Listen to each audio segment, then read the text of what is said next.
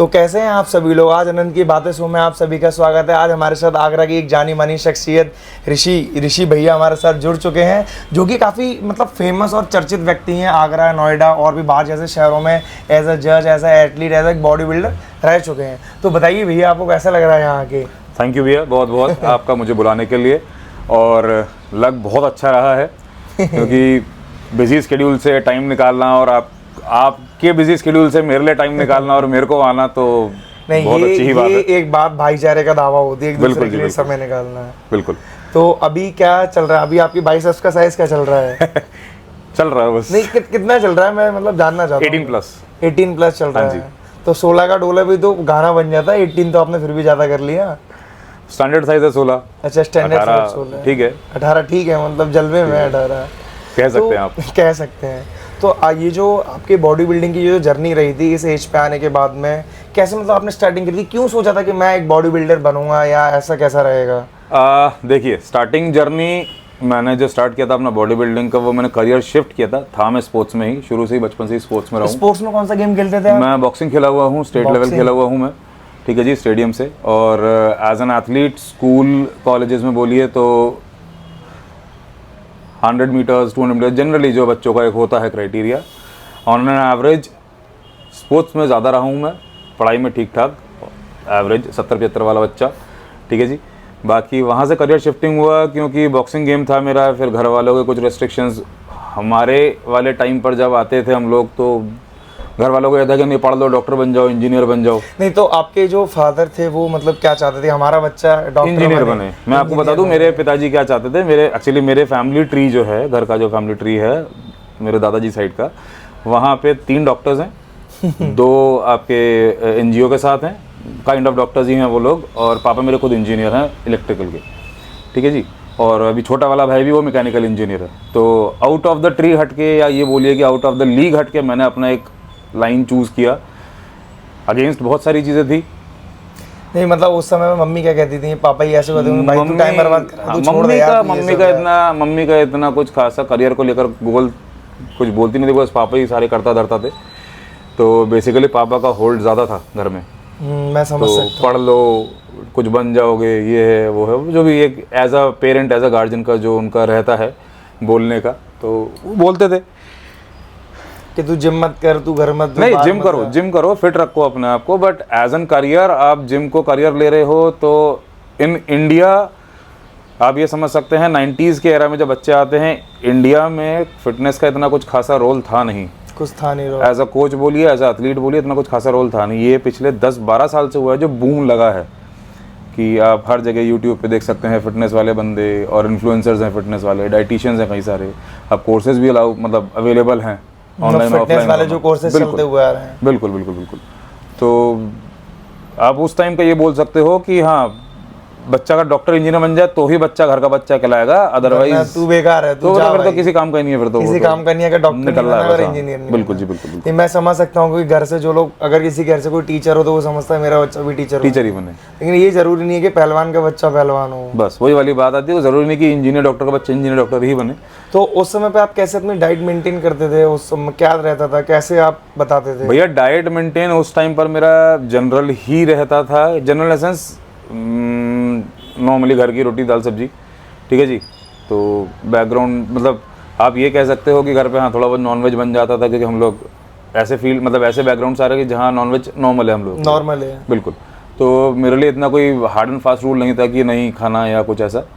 तो protein source मेरे पिताजी खाने को लेकर बहुत स्पेसिफिक थे कि हाँ खाना है तो अच्छा खाना है, और उल्टा पुल्टा नहीं खाना। लेकिन बाहर के आजकल के बच्चे बोलिए कि जैसे आपका बर्गर, चाउमीन, पिज़्ज़ा ये सब खिला देते हैं पेरेंट लोग, मोस्टली पेरेंट खिला देते हैं कि हाँ चलो जंक खिला दो तो शांति रहेगा बच्चा। नहीं तो क्या मैदा से बनी हुई कोई चीज़ नहीं खानी चाहिए, या फिर ये जो टिकिया, भल्ला, चाउमीन, पिज़्ज़ा? सर देखो, पहली बात तो ये मैदा से बना हुआ है, maida is not good for health, ठीक है जी। हाँ, दूसरा ये टोटली जाता है डीप फ्राई ऑयल में।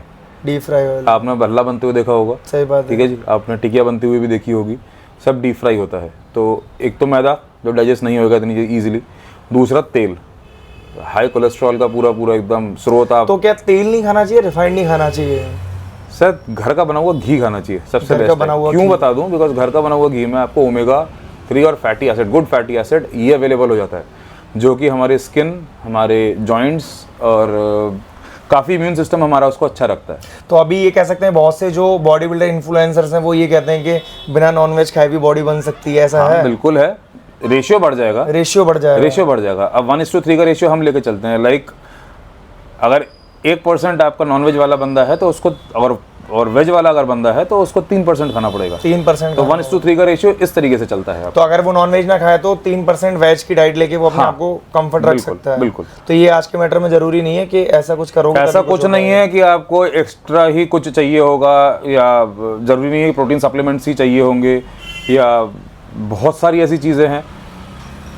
तो आप नॉर्मली खाना खा के बना सकते हो। नॉर्मली क्वेश्चन मार्केट में बहुत चलता है कि डब्बा खा के बॉडी बना ली, ये किसके पीछे का क्या राज है? मतलब जो डब्बे मैंने काफी इन्फ्लुएंसर्स और काफी शॉप्स में लगे देखे, इतने बड़े बड़े डब्बे होते हैं, सब पे लिखा रहता है ये प्रोटीन, ये प्रोटीन, ये प्रोटीन। आज आप मैंने पकड़ लियो कैमरे में, बिल्कुल सच सच बताओ ये क्या है कि डब्बा खा के? आपको भी बहुत से लोगों ने बोला होगा कि भाई डब्बा खा के बॉडी। मुझे आज भी ये कमेंट मिलता है, भैया डब्बे वाली बॉडी है तुम्हारी। तो नहीं, ये क्या है डब्बे वाली? मैं आपको इसका मिथ क्लियर कर देता हूँ, मैं आपका इसका मिथ क्लियर करता हूँ, आपको और दर्शकों को दोनों को इसका मिथ क्लियर कर देता हूँ मैं।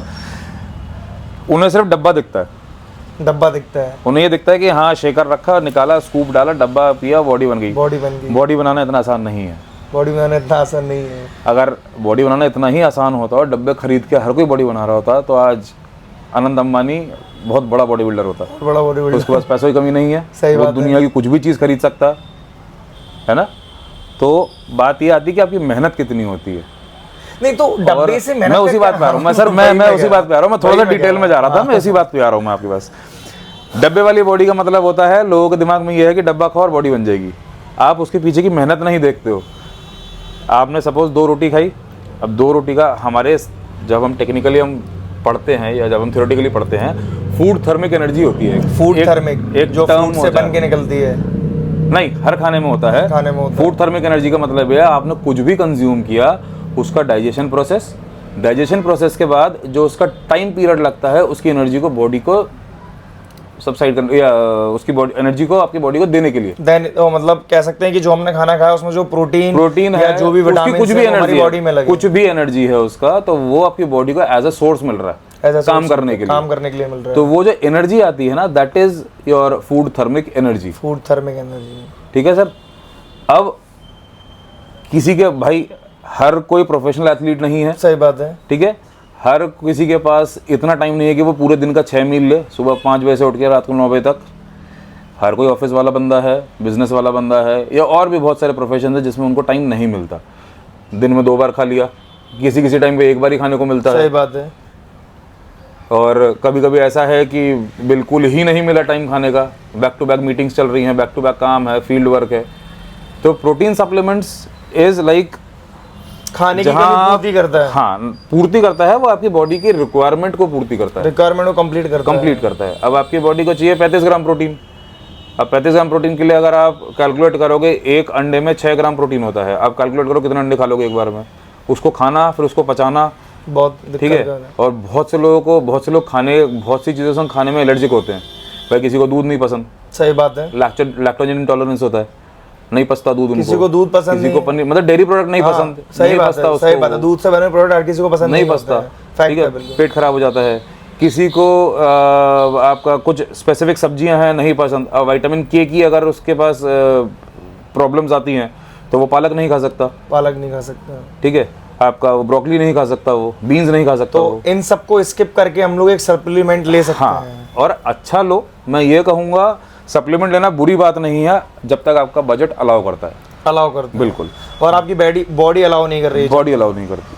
तो फिर क्या अभी जो मार्केट में बहुत सारे जो सप्लीमेंट चल रहे हैं, कोई एक स्पेसिफिक, ये किसी का पेड प्रमोशन नहीं है कि कोई सजेशन हो? मैं स्पेसिफिक किसी ब्रांड के लिए नहीं बोलूँगा, बस इतना कहूँगा कि जब आप देखिए सप्लीमेंट जो आते हैं वो इतने सस्ते नहीं आते, जो आजकल बिक रहे हैं, 4-5 जो आजकल बिक रहे हैं ऑथेंटिक और जेन्युइन 5-5.5 हज़ार के ऊपर का ही मिलेगा आपको। 2.25 किलो या 2.5 किलो का जो बॉक्स आता है, जो डिब्बा आता है, ठीक है। आजकल के जो लोग हैं वो क्या करते हैं, अपनी कमाई की वजह से सस्ता माल निकाल देते हैं, सस्ता माल बेच देते हैं। बिल्कुल।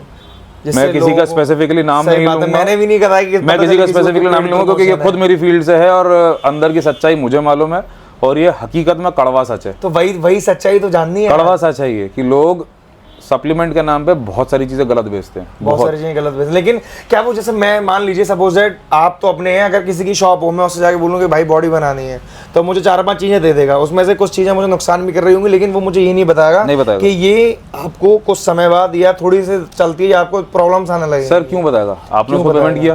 नहीं, पेमेंट किया ये ठीक है, सबको पैसे चाहिए, वो ठीक है, पैसे चाहिए, लेकिन अगर किसी मुझे पता है कि ये पानी में जहर है और मैं इस जहर को भी ये कह के बेच दूं कि 2 महीने बाद ही तो खाएगा, खा के मर जाएगा, मुझे क्या करना है इससे? बात वही आती है ना, गलत तो है। इंसान ग्रीडी हो गया भाई, इंसान लालची हो गया, लालची हो गया। उसे सिर्फ पैसे कमाने से मतलब है, उसको ये मतलब नहीं कि तुम उसका प्रोडक्ट लेने के बाद तुम जियो मरो कुछ भी करो, क्योंकि प्रोडक्ट लेने के बाद तुरंत तो वो मरेगा नहीं, या उसको कोई परेशानी होगी 1-1.5 साल बाद या 1-आध महीने बाद होगी। आपने सामान लिया, गेट से बाहर निकले, उसके बाद ना वो आपको जानता है ना उसका आपको मतलब है, गलत उसको है। पैसे चाहिए तो उसको मिल गया। मैंने क्या बोला अभी आपसे, बंदा ग्रीडी हो गया। आज के टाइम पर बहुत रेयर लोग मिलेंगे आपको, बहुत कम मात्रा में लोग मिलेंगे जो आपकी हेल्थ का सोच के आपसे बात करेंगे, जो बिल्कुल सही सलाह देंगे आपको। तो अब के जो उम्र के जो लोग आ गए हैं 16, 17, 15, 16 साल के, इन लोगों को ये लगता है कि अगर हम वो डब्बा या प्रोटीन नहीं लेंगे तो हमारी बॉडी नहीं बनेगी। तो आप ये चीज आज कैमरे में बिल्कुल क्लियर कर दो, ये ऐसा फैक्ट है या नहीं है? बिल्कुल नहीं, ये फैक्ट नहीं है कि डब्बा नहीं खाओगे तो बॉडी नहीं बनेगी। ये फैक्ट नहीं है। मैं आपको क्लियर कर देता हूँ इस चीज को। आप जब आप इतना इंसिस्ट कर ही रहे हैं आप, तो मैं इस चीज को क्लियर कर देता हूँ। ये सारा खेल एक कोच, अच्छे कोच कभी आपको फोर्स नहीं करेंगे कि तू जबरदस्ती भाई जबरदस्ती। अब देखिए, मैं बहुत छोटा सा एग्जांपल दे रहा हूँ। अब आप सपोज मेरी जिम पे आते हैं, मैं आपको नहीं जानता, आप मुझे नहीं जानते, आपने सिर्फ मेरा नाम सुना कि हाँ ऋषि मलिक बहुत अच्छे इंसान है, बहुत अच्छे कोच हैं, अच्छा जिम चलाते हैं, क्राउड अच्छा आता है। अब आपने सिर्फ इन्फ्लुएंस होकर मेरे पास आए हो, सही बात है, ठीक है। मैं अपने 2 कैरेक्टर्स आपको बताऊंगा, एक पॉजिटिव और एक नेगेटिव। एज अ कैरेक्टर बताऊंगा मैं आपको। अगर आप मेरे पास आते हैं तो एज अ नेगेटिव कैरेक्टर, मुझे अगर इनकम करनी है तो आपके आते ही मैं पहले आपसे आपकी रिक्वायरमेंट पूछूंगा। एक जनरल इंसान की तरह मुझे कहेंगे भैया मुझे पेट अंदर करना है, फिट होना है, थोड़ा इतना एक शेप में आना है कि मैं शर्ट पैंट पहनूं तो अच्छा लगूं। जनरल हर किसी के दिमाग में ये क्राइटेरिया आता है पहला। दूसरा क्राइटेरिया आता है कि मुझे अच्छा एथलीट बनना है, वो बहुत कम लोग हुए होते हैं। बेसिक जो होता है कि हाँ मुझे फिट होना है, कपड़े अच्छे चाहिए, कपड़े अच्छे आ जाएं। अब रोल आता है एज अ कोच एक इंसान का। वो आपको क्या सलाह देगा कि नहीं बेटा आप आइए, पहले स्टार्ट करिए, पहले मैं आपका कैपेसिटी देखूंगा कि है क्या कि आप कितने पानी में हो। सही बात है, कितने पानी, जनरली आप कितने पानी में होगी। ये नहीं कि आते ही मैंने आपसे की कि भाई कुछ ये एक्सरसाइज कर लो, वो कर लो, वो कर लो, और आप कर ही नहीं पा रहे हो, चक्कर खा के गिर रहे हो, आप कुछ खा के ही नहीं आए घर से। तो सबसे पहला काम एज अ पॉजिटिव पर्सन मेरा ये रहेगा कि आपको बैठा लूं 10 मिनट, आपसे बात करूं, आपकी मेडिकल हिस्ट्री पूछूं कि आपका मेडिकली क्या बैकग्राउंड रहा है, कहीं कोई फ्रैक्चर तो नहीं, कहीं कोई इंजरी तो नहीं, कहीं कोई मसल टेयर तो नहीं है। एक अच्छे कोच की यही पहचान होती है, पहले वो उसके बारे में जान ले, पूछ ले, पहले उसका मेडिकल हिस्ट्री ले ले उसकी। उसके साथ काम करने से पहले, कोई भी हो, जनरल क्लाइंट हो या पर्सनल क्लाइंट हो, उसकी पहले मेडिकल हिस्ट्री जाने कि उसके संग पास्ट लाइफ में आपके पास आने से पहले क्या हुआ। सही बात है, ये जानना तो बहुत जरूरी है। ठीक है, ये एक अच्छे कोच की निशानी होती है, एक पहचान होती है, निशानी तो नहीं पर आप पहचान होती है। सही बात है, बहुत अच्छा आपने बताया, जिससे लोगों को ये तो लगेगा अब ऐसा तो नहीं कि हम डब्बा खाएंगे तभी बॉडी। आज की डेट में बहुत से ऐसे कोचेस हैं, बहुत से ऐसे बंदे हैं, बच्चे हैं, न्यू बोलो या इंटरमीडिएट वाले बोलिए, 4 दिन हुए नहीं जिम गए हुए, 6ठे दिन पे दूसरी जिम जाते हैं, कोच बन जाते हैं। ये देखा है मैंने कि जरा सी बॉडी बनी नहीं, कट आए नहीं कि अपने आप को कोच समझना चालू कर देते हैं, ट्रेन करते हैं। अरे बाबा पहले ये तो देख लो कि तुम खुद सही कर रहे हो कि नहीं कर रहे हो। सही बात है, हर किसी का बॉडी टाइप अलग होता है। हमारे स्कूल में पढ़ाया जाता है, आप अगर जिन बच्चों के पास फिजिकल एजुकेशन हो या जनरली 9th-10th की साइंस में भी यही आता है, 3 तरीके की बॉडी होती है, एंडोमॉर्फ, मीजोमॉर्फ और एक्टोमॉर्फ। सही बात है, ये हर तीनों की बॉडी का काम अलग है। फैक्ट है बिल्कुल, हर 3 बॉडी अलग तरीके से काम करेगी। आपकी बॉडी कुछ चाहिए, मेरे को कुछ चाहिए, तीसरे इंसान को कुछ चाहिए। फैक्ट है बिल्कुल। तो ये कोच जो नए वाले होते हैं, इन्फ्लुएंसर, जो अपने आप को बहुत बड़े इन्फ्लुएंसर्स बोलते हैं, जो इंडोर्स करते हैं प्रोडक्ट्स को चंद पैसों के लिए, ये गलत सलाह देते हैं। इसमें पढ़े लिखे भी हैं, पढ़े लिखे अच्छी सलाह देंगे। हमारे इंडिया में ही बहुत ऐसे अच्छे हैं, हमारे यतेंद्र सिंह सर हैं। वरना आपकी कभी इतने आपकी लाइफ की जर्नी में कभी ऐसे कोई डाउन फेस आया हो, आपको ये लगा होगा मुझे बॉडी बिल्डिंग छोड़ देनी चाहिए? बिल्कुल आया था, बिल्कुल आया था। वो क्या दर्द था? बिल्कुल आया था। ये मैं आपको बताऊं, 2006-2007 की बात, जब घर में एक ऐसा इंसिडेंट हुआ कि फाइनेंशियली बहुत क्राइसिस आया था, बहुत क्राइसिस। पापा ब्रेन हैमरेज, पापा को ब्रेन हेमरेज हुआ था, तो एंड ही वाज लाइक या तो आज है और कल नहीं है। अच्छा, डॉक्टर ने कह दिया होगा। बिल्कुल, उन्होंने जवाब दे दिया था कि अब इनको सिर्फ बेड पे रखो। वैसे भी डॉक्टर डायरेक्ट कह देते हैं कि भाई अब ये वो 3-4 दिन चलेंगे, सीधे बोल देता भैया अब आपके हाथ में है, आप इनको रखिए या आपकी इच्छा जो करना करिए। तो क्योंकि एकमात्र सोर्स पिताजी ही थे हमारे घर पे, source of income. Source of income पिताजी ही थे हमारे। हम भी छोटे थे, मेरे खुद के 10th के बोर्ड चल रहे थे, बहुत ठीक। पुरानी बात और है फिर छोटा तो। भाई, हाँ छोटा भाई उसके भी स्कूल ही चल रहा था, छोटा सही ही था बात मेरे से है, 4 साल छोटा, 9th तो वो छोटा ही था वो। और ये इंसिडेंट बता रहा हूँ मैं आपको 2006-7 की। 6-7 की बात। हाँ जी, ठीक। तो फिर आपने क्या सोचा था, मैं बॉडी बिल्डिंग नहीं करूंगा? नहीं सर, बॉडी बिल्डिंग करूंगा नहीं ये बात तो मैंने सोचा नहीं था, पर हाँ इनकम करूंगा पढ़ाई छोड़ के, पढ़ाई छोड़ के, क्योंकि जो मेरे लिए लगता है एक समय के गलत बाद में थी। लगता हाँ, है कि अब घर उस टाइम पे हम छोटे थे, बचपना था, पर यह था कि उस घर का इन फाइनेंशियल स्टेटस कैसे चलेगा, तो इसलिए अब कमाओ। तो पढ़ाई छोड़ो, काम तो करने फिर जाओ। काम किया था फिर कुछ? हाँ बिल्कुल किया था। क्या किया था उस समय? सच मैंने बताओ, कुछ भी मैंने करा होगा, मैं समझ मैंने सकता मैंने मैं हूँ। आपको बता देता हूँ, मैंने एसटीडी बूथ में भी जॉब किया हुआ है। एसटीडी बूथ पे उस समय क्या सैलरी देते थे एसटीडी बूथ पे? क्या ही मिलेगा सर, आप समझ सकते 1 रुपए का खुद तो बाद में बात ही करता था, उसमें कॉइन डाल के 60 सेकंड। हैं। 2004-5 या 5-6 की बात 4-5 आप करोगे तो क्या ही उसमें मिलेगा। एसटीडी बूथ के बाद क्या किया था? एसटीडी बूथ के बाद फिर मैंने साइबर कैफे में जाके जॉब करना चालू किया एज अ टाइपिस्ट। कंप्यूटर हाँ ऑपरेटर जी, type. Computer operator as a typist में जॉब किया, ठीक। वो भी ठीक ठाक तो सी। टाइपिंग भी अच्छी होगी आज की डेट में, अभी यार प्रैक्टिस बची है थोड़ी थोड़ी। नहीं बची, प्रैक्टिस बची है, बिकॉज मैं मेरे संग अब तो ये सिनेरियो है कि हाँ मेरे पास ऑनलाइन ऑफलाइन दोनों क्लाइंट्स हैं, दोनों। तो ऑनलाइन के लिए तो चाहिए ही होता है आपका पूरा काम। तो उस वजह से मेरा टाइपिंग आज भी है, सही है। परफॉर्मेंस बनाने होते हैं लोगों के लिए, डाइट बनानी होती है, वर्कआउट चार्ट्स बनाने होते हैं, तो ठीक है, चल रहा है उसमें, उसके हिसाब से चल ही रहा है, चल ही रहा है। हाँ जी, ये बहुत बढ़िया है। क्योंकि फिर अब फिर वो जो भी आपका जॉब का सिनेरियो था वो फिर कब बंद कर दिया, एक टाइम के बाद में? बंद नहीं हुआ, जर्नी तब से जो चालू हुई क्लास 10 से आज भी चल रही आज है। भी चल रही है। बस हाँ ये है कि मैंने पढ़ाई नहीं छोड़ी। पढ़ाई नहीं छोड़ी। तो एजुकेशन में क्या किया हुआ है आपने अभी? सर एजुकेशन में मैंने मास्टर्स की हुई है मेडिसिन और मास्टर? स्पोर्ट्स इंजरी में, कहाँ से? दिल्ली से। दिल्ली से? हाँ जी, रिबॉक एक इंस्टीट्यूट है वहां अच्छा, से। वहां से। और ग्रेजुएशन ही रही है आगरा? ग्रेजुएशन आगरा से रही है, saint John's. Saint John's college से? हाँ जी। बहुत बढ़िया, वो भी जाना माना कॉलेज है सेंट जॉन्स भी। तो तो यही ये रहा। था, मतलब वहां फिर ऐसा लग रहा था कि अब पापा की तबीयत खराब हुई तो कमाने बाहर जाना चाहिए। हाँ बिल्कुल। सबसे ज्यादा प्राइड मूवमेंट क्या रहा था? प्राइड मोमेंट था मेरा जब मैं पहली बार एज अ टीनेजर मैंने अपना आगरा मंडल जीता था। आगरा मंडल जीता था? कौन सी ईयर में जीता था आगरा मंडल? 2012। 2012 में?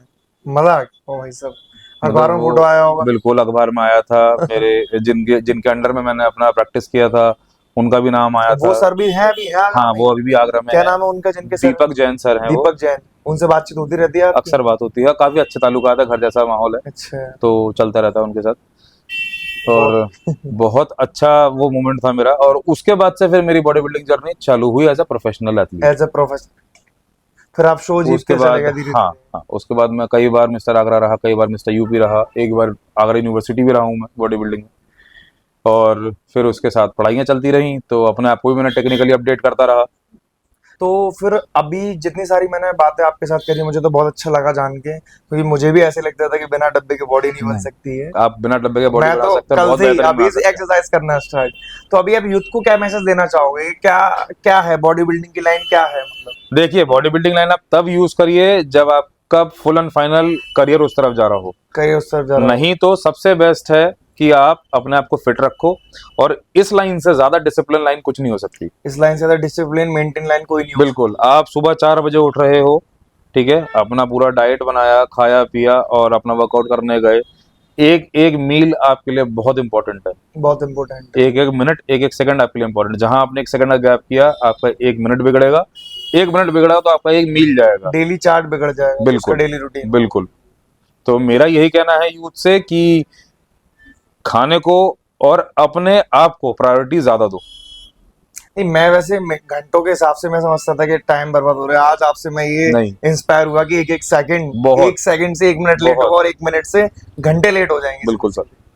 मेरा अब सपोज करिए अभी लंच का टाइम है, मैं लंच स्किप कर दिया, तो मेरा अभी का जो बॉडी का जो मेरा पोर्शन जो था, जो नीडेड पोर्शन था, वो गैप हुआ मेरा। हो गया। अब मैं क्या करूंगा कि मैं शाम को खा लूंगा। शाम को मैं इतने की जगह इतना खाऊंगा, कैसे पचेगा? कैसे नहीं बच पाएगा? नहीं बच पाएगा। बॉडी को जिस टाइम पे चाहिए होता है बस। उस टाइम पे नहीं मिलता बस वही वाली बात है। तो इसलिए मैंने बोला एक एक सेकंड, एक एक मिनट बहुत कीमती है, संभाल के चलो, जिंदगी बहुत प्यारी है, बहुत अच्छी है। बहुत अच्छी। तो गाइज भैया से बात करके बहुत ज्यादा अच्छा लगा, बहुत सारी चीजें पता चली हमें कि कैसे क्या करना चाहिए जीवन में। तो अब हम मिलते हैं अपने एक नए एपिसोड में, जब तक के लिए जय हिंद, जय भारत।